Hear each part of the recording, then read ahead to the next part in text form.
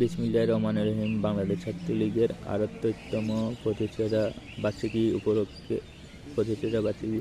চট্টগ্রাম দক্ষিণ জেলা ছাত্রলীগের পক্ষ থেকে সকলকে মুজিবের শুভেচ্ছা ও অভিনন্দন।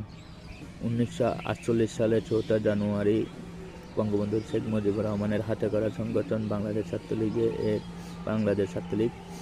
৫২-র ভাষা আন্দোলন, ৭৭-র ৬ দফা, ৬৯-এর গণঅভ্যুত্থান, ৭০-এর নির্বাচন, ৭১-এর স্বাধীনতা সকল আন্দোলন সংগ্রামে অগ্রণী ভূমিকা ছিল বাংলাদেশ ছাত্রলীগ মানে দেশপ্রেম, ত্যাগ, সংগ্রামের ইতিহাস।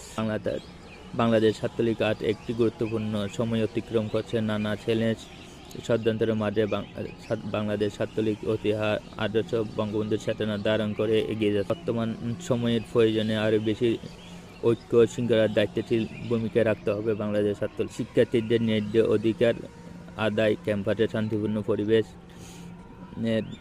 এবং দেশবিরোধী অপশক্তির বিরুদ্ধে সচেতন ভূমিকা রাখতে হবে বাংলাদেশ ছাত্রলীগ। এই সংকটময় সময়ে ছাত্রলীগের ঐক্যবদ্ধ থাকলে আগামীর পথ আরও শক্তিশালী হবে ইনশাআল্লাহ।